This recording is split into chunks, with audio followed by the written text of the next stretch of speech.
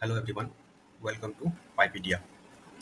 आज हम लोग इस वीडियो में एक बहुत ही इम्पोर्टेंट टूल्स के बारे में डिस्कस करने वाले हैं और कुछ एग्जांपल लेके उसका यूजेस भी देखने वाले हैं। बेसिकली इसमें होता क्या है, हम लोग का बहुत सारा मैनुअल वर्क को इस टूल्स के हेल्प से हम लोग उसको ऑटोमेट कर सकते हैं। फॉर एग्जांपल, जैसे कि मेरे पास यहाँ पे एक एम्प्टी फाइल्स है। एम्प्टी फाइल्स करके एक फ़ोल्डर है जिसमें बहुत सारा फाइल है अलग-अलग एक्सटेंशन से, जैसे ये जेपीजी है, पीएनजी है, उसके बाद और भी अगर देखेंगे एमपी3 है, इधर एमकेबी है, एमपी4 है, वीआई है, डॉट पाई है, डॉट एसएच है, बहुत सारे फाइल्स हैं, empty files.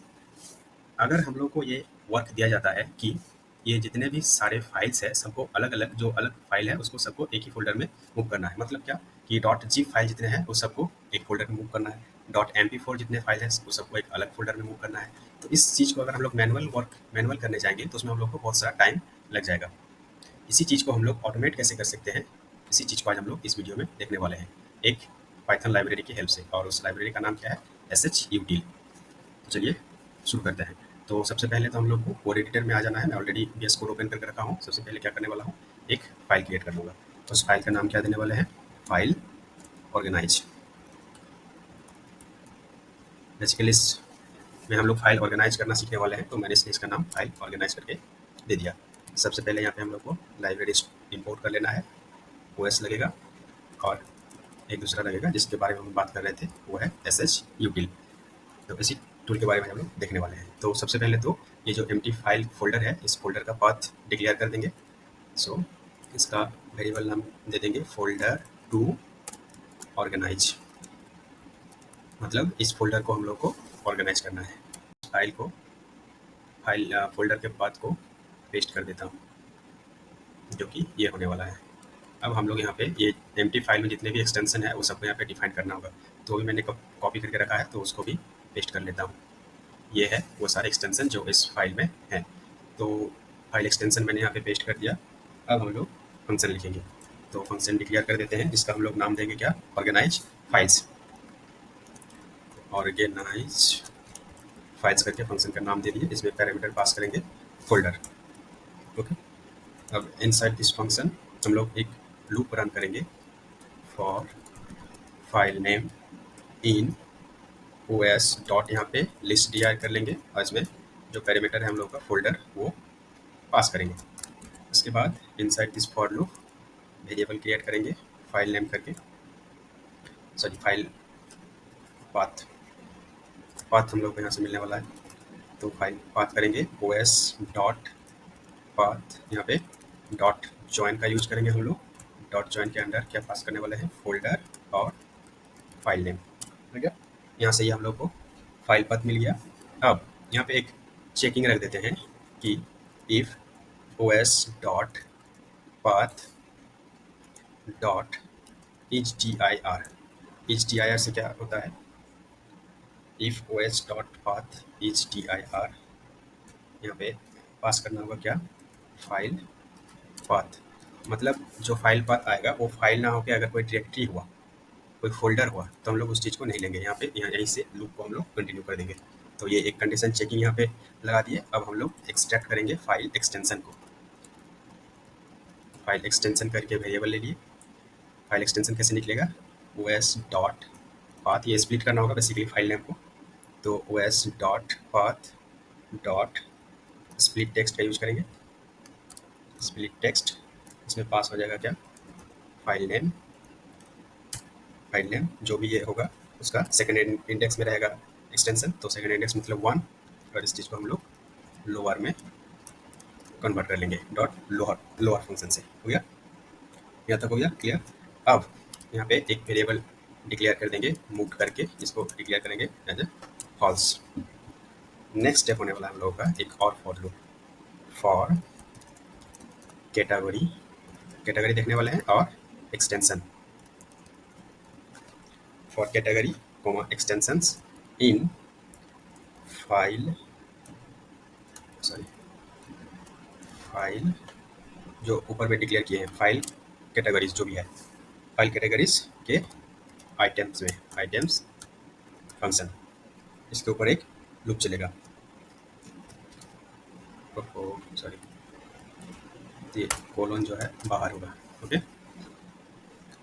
Categories dot item functions के ऊपर ये लूप रन करेगा। इसमें कंडीशन क्या देंगे, इफ फाइल एक्सटेंशन, अगर फाइल एक्सटेंशन इन एक्सटेंशंस, अगर फाइल एक्सटेंशन एक्सटेंशन में रहता है, ये ऊपर जो डिफाइन किए एक्सटेंशन कैटेगरी में, तो कैटेगरी फोल्डर, कैटेगरी फोल्डर क्या हो जाएगा, ओएस डॉट पाथ, यहाँ पे फिर यूज करेंगे डॉट जॉइन, और जिसमें हम लोग का पास हो जाएगा क्या, फोल्डर और कैटेगरी, फोल्डर और कैटेगरी हो गया।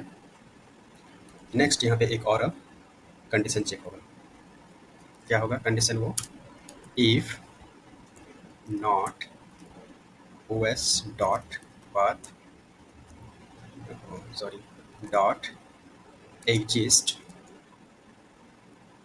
Category folder, category folder os dot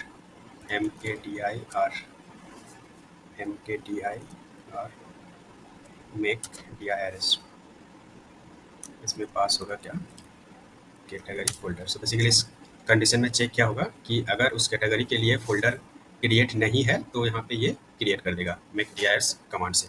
तो इसीलिए ये इफ कंडीशन का चेकिंग यहाँ पे लगा। अब एसएच यूटिल टूल्स का हम लोग यूज करेंगे फाइल्स को मूव करने के लिए। उसके लिए क्या करना होगा, इस इफ कंडीशन के बाहर आ जाएंगे, इसमें हम लोग लिखने वाले हैं एसएच यूटिल डॉट मूव। इसमें मूव फंक्शन में क्या जाएगा, एक तो फाइल पाथ चला जाएगा, उसके बाद OS dot path dot join, dot join में जाएगा कैटेगरी फोल्डर और फाइल नेम, ये चीज़ हो गया। अब यहाँ पे हम लोग उस चीज़ को प्रिंट करके देख लेंगे। प्रिंट फंक्शन में क्या लिखेंगे, सबसे पहले तो मूव कॉलम दे देंगे और उसके बाद फाइल नेम, जो भी फाइल नेम मूव होगा उस फाइल नेम को यहाँ पे प्रिंट कर लेंगे टू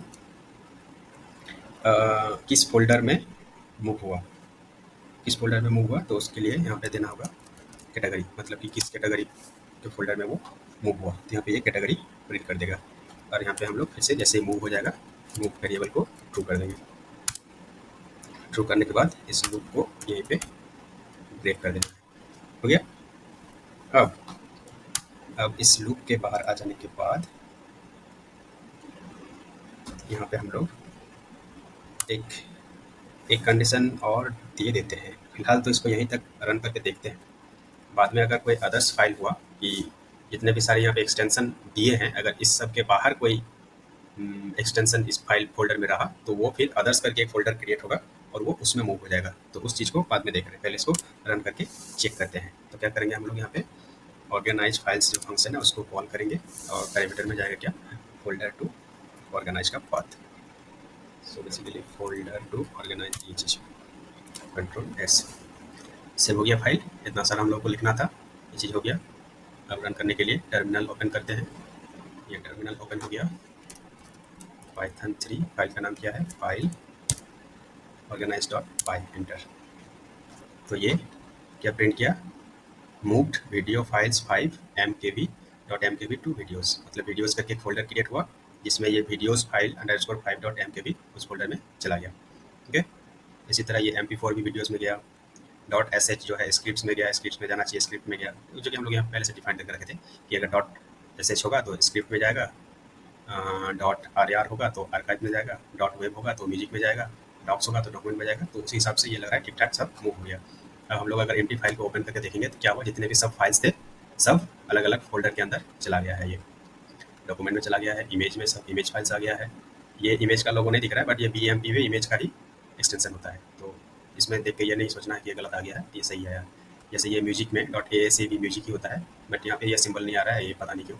तो ये सब एज इट इज जैसे चाहते थे वैसे ही सब ये मूव हो गया है। ओके, तो इस तरह से हम लोग इस SH util टूल का यूज़ करके इतना जो लॉन्ग प्रोसेस का मैनुअल वर्क था उसको हम लोग इस तरह से ऑटोमेट कर सकते हैं।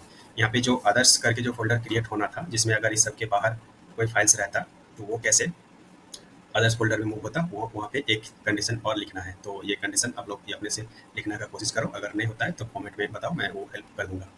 और एक चीज़ बताना था कि ये जो एम्प्टी फाइल्स, इसमें इतने जो फाइल्स था, ये सब तो कहीं से हमको मिला नहीं है और ना ही मैंने इसको मैनुअल क्रिएट किया है। इसको भी मैंने कोड लिख के ही क्रिएट किया है। ये जनरेट फाइल्स डॉट पाई करके जो फाइल्स दिख रहे हैं, इसमें वो कोड लिखा हुआ है जिसमें से ये सारे फाइल्स क्रिएट करके हमको दिया था। तो पहले तो आप लोग अपने से ये कोशिश करो करने का, अगर नहीं होता है, अगर ये फाइल का कोड चाहिए होगा तो कमेंट में बताना, मैं वो भी प्रोवाइड कर दूँगा। तो आज हम लोग इस वीडियो से ये सीख गए हैं कि कैसे हम लोग फाइल ऑर्गेनाइज़ कर सकते हैं ऑटोमेटिक, मैनुअल वर्क नहीं करके। ओके, तो इस वीडियो में बस इतना ही।